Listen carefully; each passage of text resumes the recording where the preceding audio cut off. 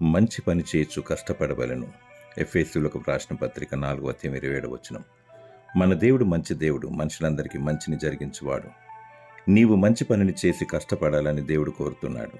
అనగా మేలు చేసి కీడును అనుభవించమంటున్నాడు. కీడుకు ప్రతి కీడు చేయకూడదు. చెడు కార్యములు కాక మంచి కార్యమును అనుసరించి నడుచుకును. మేలు చేయువాడు దేవుని సంబంధి, కీడు చేయువాడు దేవుని చూచినవాడు కాడు. నీవు చేయు ప్రతి క్రియ దేవుని లెక్కలోకి వచ్చును. వాని వాని క్రియల చొప్పున ప్రతివానికిచ్చుటకు నేను సిద్ధపరిచిన జీతము నా యొద్ద ఉన్నది అని అంటున్నాడు ప్రభు అయిన యేసుక్రీస్తు. దేవుని ప్రేమించుము, ఆయన చెప్పింది చేయుము. సాటి మానవుని ప్రేమించుము, సహాయము చేయుము. చేయుటకు నీ చేతికి వచ్చిన ఏ పని అయినను శక్తి లోపం లేకుండా చేయుము.